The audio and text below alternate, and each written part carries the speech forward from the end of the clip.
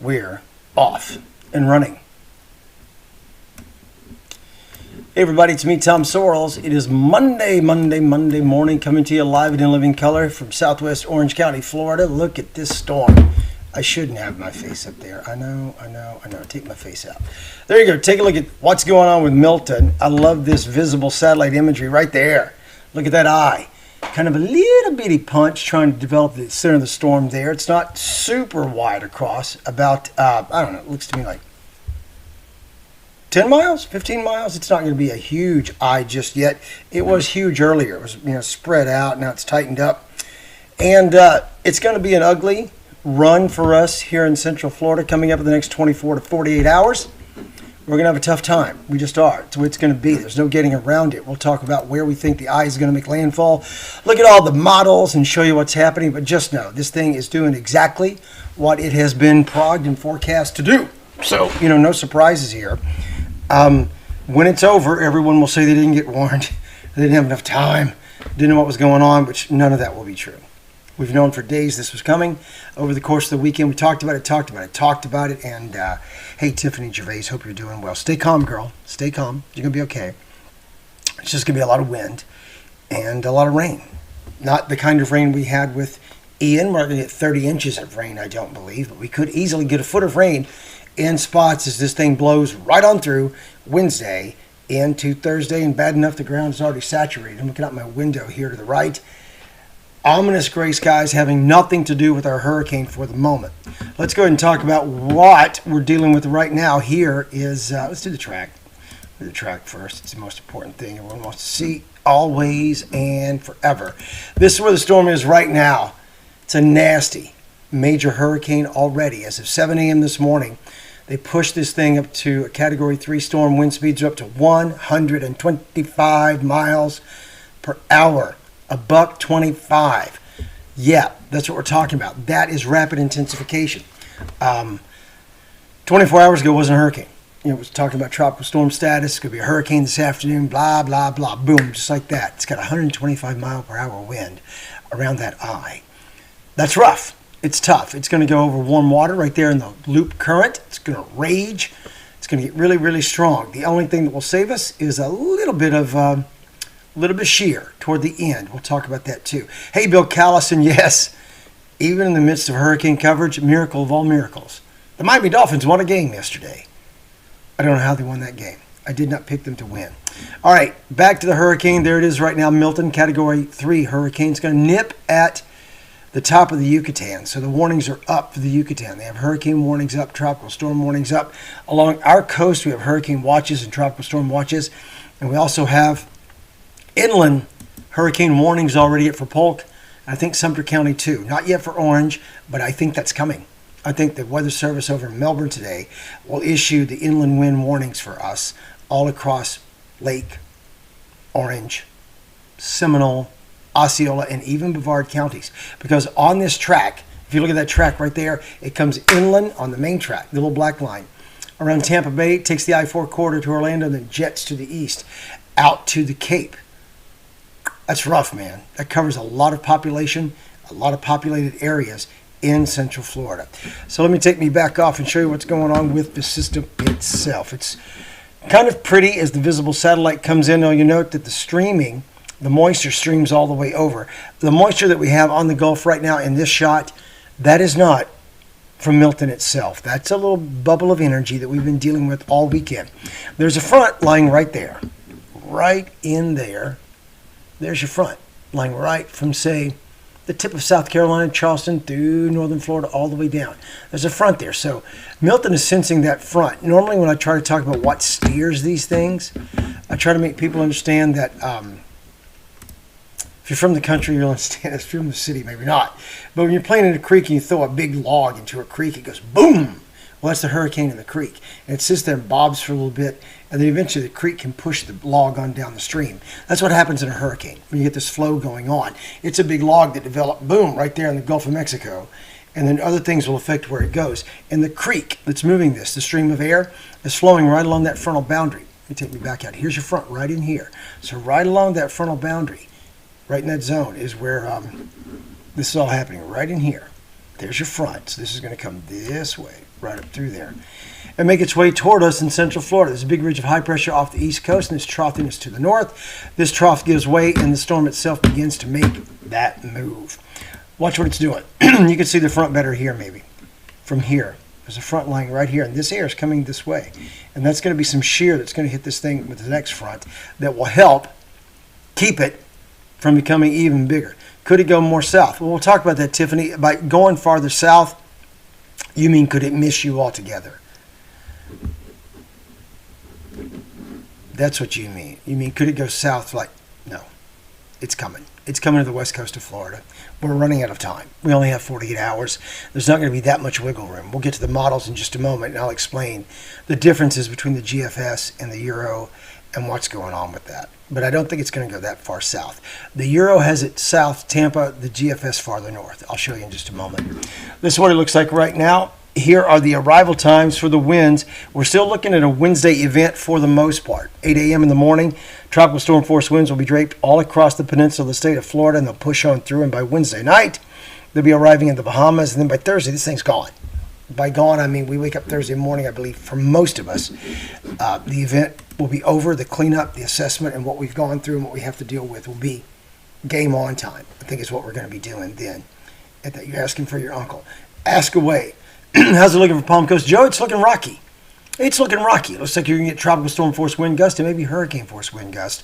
The storm will be transitioning from a hurricane to a tropical storm as it exits the state right on top of you, perhaps, or just to the south of you, which puts you in an ugly side of the storm, the most active side. So Palm Coast needs to dig in and get ready. Once the storm is off the east coast, the backside of it's going to dig in.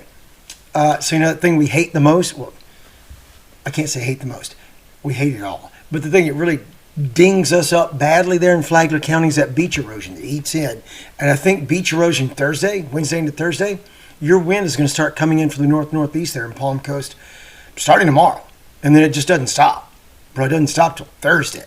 And so I think a lot of beach erosion, high water, you got to be ready for that. If you live right on the coast, be ready, man. I wouldn't evacuate inland, but, on the coast, I might evacuate. You might need to get out of there. That announcement, that warning will come from the government. That doesn't come from me. Just know. God bless you and your family too, Trish Spain. I appreciate it. Now, let's go back to the wind. We're watching the wind develop there by Wednesday morning. So you've got today. You've got tonight. I still don't have enough ice. I'm going to hit the store here and get some bags of ice to try to put in some coolers and get ready because I believe my power will fail sometime Wednesday. I do. It did last time. I don't know if they shut the grid down or what, but if we get hurricane force winds through here, trees are going to go down. Power lines in my neighborhood are underground. Power lines that connect us are not. And so power is going to be widespread outages. There's going to be widespread outages of power. You got to be ready to be on your own for 3 days. We say that all the time. Be ready to be alone, no power, no help for 3 days. If this thing comes through here as a Category 1 hurricane, we've got 20 years of tree growth. Ian was water. That was mostly water. I know it was god-awful. We flooded. I'm not expecting that much water. I'm expecting 8 inches, 10, 12 even. A third of the rain we got with Ian is what I'm expecting. Let's go ahead and get to that. Hey, Rachel Orion, hang in there, Mount Dora. You're going to be okay. It's just going to be ugly. If it touches on Yucatan, it won't affect that landfall in Florida at all. It's just nibbling at the Yucatan right now. It'll come right back. It's going to hit the warm waters. It's not going to slow it down. All right, so there we are with the winds. Here we are with the storm force probabilities. You see what's going on with that? Is that updated? Yeah, that's the updated one. That's 1 a.m. today, Monday. Today is the 7th. Today is the 7th. It did go a little farther south there. Anton, you're asking, did the eye dip? It didn't dip so much as that it's being hit by that front to the north. So it's going to pull down close to the Yucatan and then come back up. Once this first trough wears out, high pressure glides it to the north. The next cold front comes down. It whooshes, hits it with some shear in the front, but gives it a river of current to push it up to the northeast and bring it toward us in Central Florida. Hey, Ed Toy, what is up, retired man? You doing okay, bro? Yes, all right. Russ Long is watching too. Thank you very much. Okay, so there you go. There's your wind speed probabilities. There's no getting out of it. The west coast of Florida is going to get whacked. The question is, who gets the eye? Now, back to that look. And back to the track. I keep screwing up my sequence here. There's your track. The Hurricane Center talks about this all the time. Don't pay attention to the track. The impacts are going to be widespread. A hurricane is not a point, and it's not. And let's be honest, even if it goes on the middle way to the north of this track, we're still going to get whacked here in Central Florida. You're still going to get hit hard. Tornadic outbreaks. There's still going to be heavy rain. There's still going to be high wind. So following the exact track doesn't matter until it does. Because it does matter on how much storm surge you get depending on that 1 or 2, 12 to 15, 20 mile area. It does. It does matter where the eye comes in sometimes. Kind of like think back to Hurricane Charlie. Now, Charlie was a small ball of hate. I think this storm will widen out as it approaches land, as it weakens a little bit. It will widen out and be a Cat 2 or 3 at landfall instead of a Cat 4 or 5. It's going for Category 4, Category 5 status. So you're going to hear that tomorrow. At one point, we're going to go, hey, suckers of Category 4, Category 5. We are. But it'll weaken because of wind shear. It'll slow down just a bit. And when that tightly wound ball of hate with that Category 4, Category 5 status begins to slow down, it unfurls and widens. It becomes a bigger, wider Category 2, Category 3 storm. And so as it widens out, boom, storm surge hits more people, boom, hurricane wind gusts hit more people. So that's the problem with it. So you want to see it weaken, yes, but don't think it clears you because it weakens a little bit. We're still going to get hurricane force winds cruising through the metro. Have you seen the modeling? Okay, let me take me back out so you can see how the modeling takes it right along the Yucatan there, senses the weakness on the backside of the high in the next approaching trough, and drills this sucker into Florida. Okay, that's all well and good. No, the Yucatan hit will not change the track at all, I don't believe. Candy, that's a great question. We just addressed that before you tuned in. It may indeed, if it goes ashore and the eye were to be disrupted enough that it dissipated, but it's going to be a nipping blow to the Yucatan. It's going to come down, very tap it, and go up. I don't expect it's going to drill in the Yucatan. If it drilled in the Yucatan, God bless those people, but it might disorient enough that maybe the eye would shift farther east and go. But I wouldn't count on that. Today's the day to make your preps. Today and tomorrow. You've got today, you've got tomorrow. But by tomorrow, everyone's going to be making preps. Things are going to be sold out. Gas up your car today, man. Just do it. Do it. Just get her done. Quit delaying. You're running out of time. All right, that's what it looks like on the tracks. What I want to show you now, this is Tropical Tidbits. I love that webpage, Tropical Tidbits. This is the GFS. See where the GFS takes it? That's a pretty far north track. You look at the tracks of them all, and then you look at the GFS. Okay, so the GFS has this coming in pretty far to the north. That's pretty far to the north, making landfall north of Tampa, probably, a little closer to Cedar Key. This one, the Euro, everyone talks about GFS America versus Euro. There's the Euro. That is quicker, that is on land sooner, that is Wednesday evening. That's right on top of Tampa.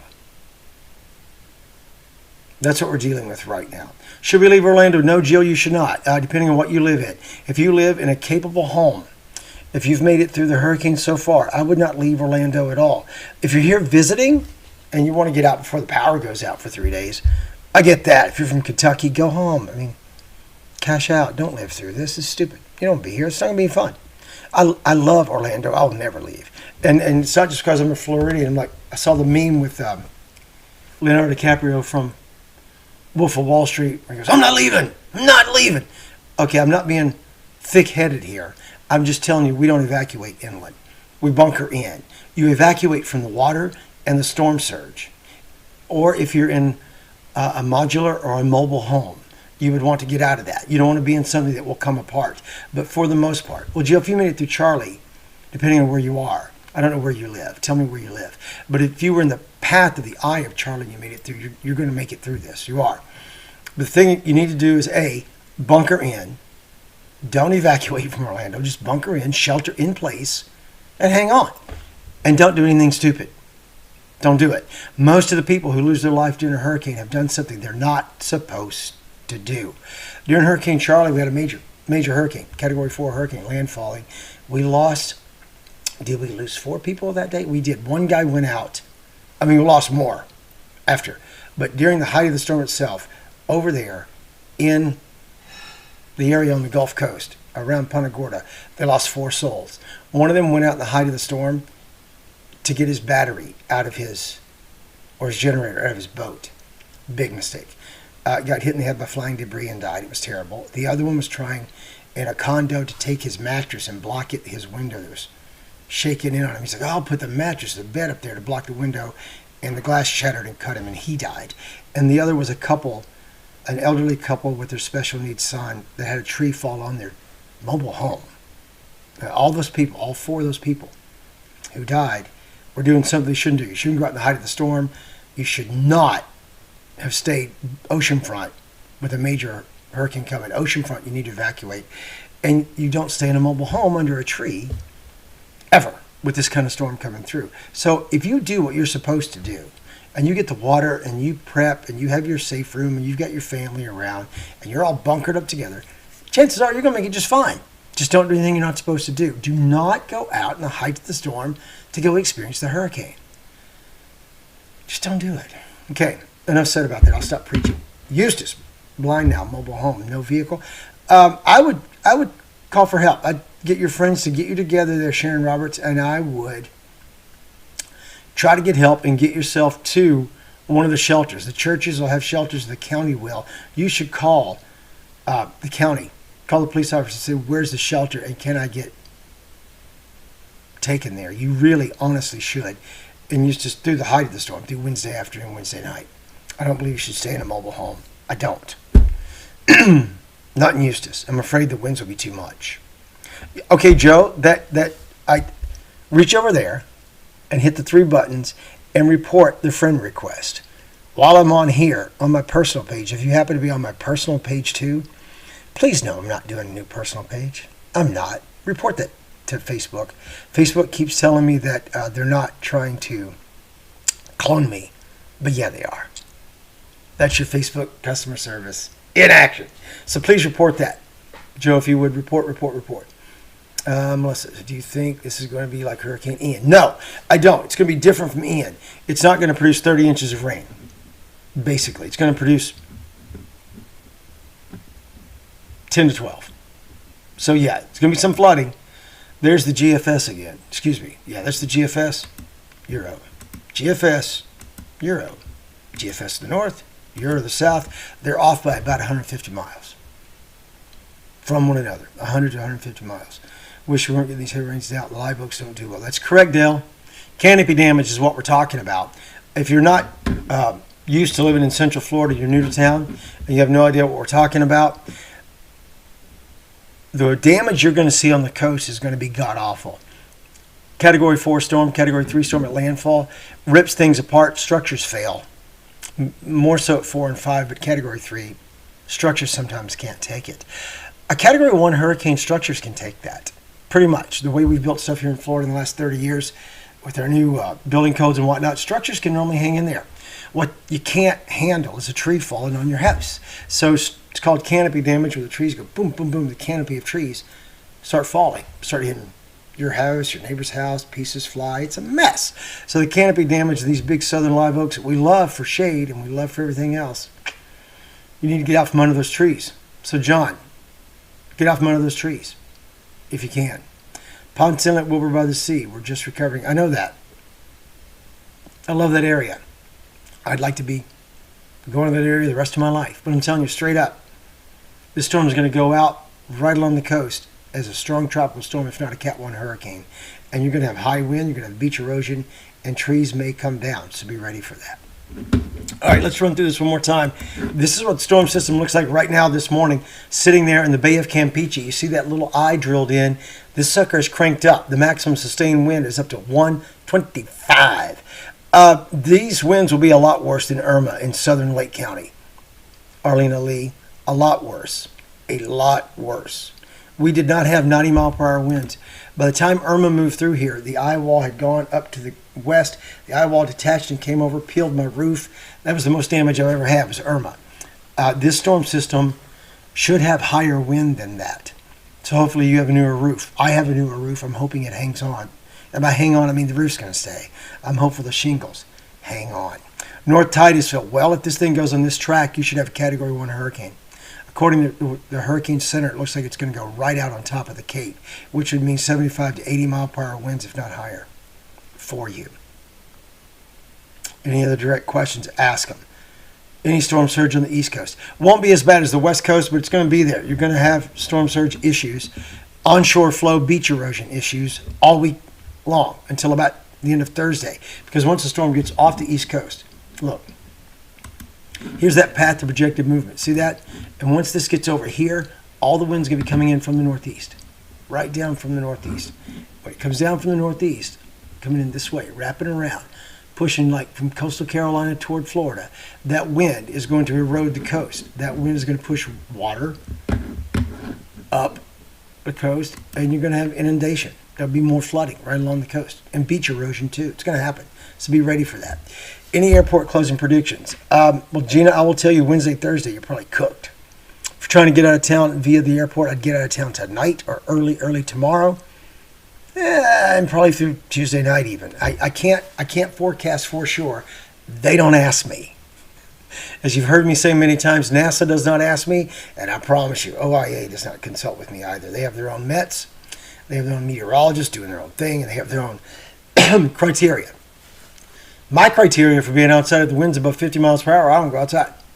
I went outside during Tropical Storm or Hurricane Debbie earlier this summer over on the Gulf Coast. I was there on Anna Maria Island. I went down to feel the wind when it was about 50. But if it gets above 50 to 75, you should know, oh God, no. Something could hit you in the head. It's not the wind that hurts you. You can stand up 75 mile per hour wind as long as something traveling 70 miles an hour doesn't hit your head. So a rock, a pebble, a piece of glass, sand even, whew, don't be out in that. Just don't do it. How about winter garden? I'm thinking more about tornado warnings. Well, Sarah, that's a good point, because anytime we have a low in the Gulf of Mexico and these bands start wrapping through here, tornado warnings are going to happen. We're going to have an outbreak, no doubt. There'll be warning. They'll come in rapid succession. The people on TV will be going. The powerful KMG is up and running already. They're going to go wall to wall. You're going to see all my homies that I handpicked, my meteorologists who are there still working.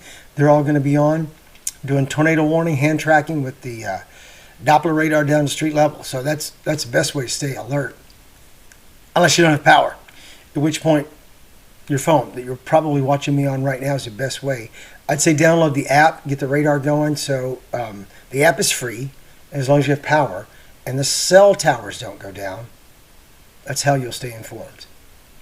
And I'll do updates here too as long as my power doesn't go down. I don't believe in Duke Energy that much. I don't.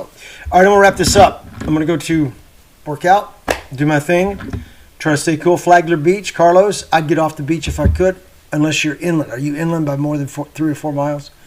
Water inundation on the immediate coast is going to be imminent. I think the wind coming in from the northeast is going to be powerful. You're going to get strong tropical storm winds, if not hurricane force gust, and you're going to have beach erosion, and you're going to have issues, bro, in Flagler County. So get inland. Unless you are inland. Like if you're inland 3 miles, 2 or 3 miles, you're going to be fine as long as the tornado doesn't hit you and your roof doesn't fail. If you have a condo on the coast, lock it up, protect it, and leave. That's my advice. I would not stay. You have an antenna TV.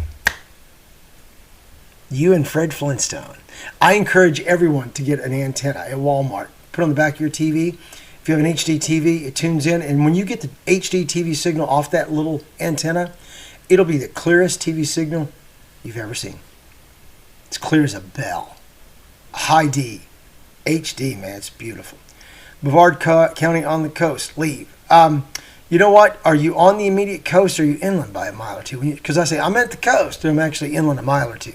Depends on where your house is located, Jill. If you're actually facing the water, you might consider leaving. The government will tell you later. The EOC will tell you whether you need to evacuate or not. I can't really do that.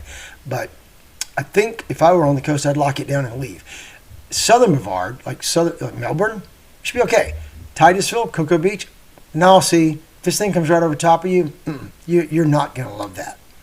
That's not going to be fun. I'd get out. 2 blocks away. You may get water rushing down your street, but I don't think the storm surge is going to be 7 feet there like it's going to be in the Tampa Gulf Coast area. That's where I think the worst of it's going to be. Indeed, I do. All right, gang, I'm going to wrap it up. If you need me, call me. I'm around. I'll be here for you. That's a wrap on Talk to Tom for the day. Winds in Seminole, real quick, Bill. Love you, Bill Callis. Let's talk about that. Could easily have a Category 1 hurricane, Bill. So in Seminole County, need to be ready. 75 to 80 mile per hour wind gust and gusting to 90 could be the deal if it takes that direct route. Because once the storm unfurls to Category 2 status, if it's moving at 20 miles per hour, that's 20, 40, 60. It's here within 4 hours. So the storm cuts in half for every 6 hours it's over land, which means it doesn't have time to lose its hurricane status. I don't think it's going to zip through here like Charlie at forward progress of 35 or 40. I think it does move through here 15 to 20. I do. All right, gang, that's a wrap for Talk to Tom on a Monday morning. Thank you for tuning in. I'll be around. I'll probably do another update this afternoon at 5. And I'm going to hit with Jim on Real Radio at 5:45, they tell me. Real Radio 104.1. All right, talk to you, gang, later. Stay safe. Do your preps. Get your poop in a group. Get your ducks in a row. All that stuff.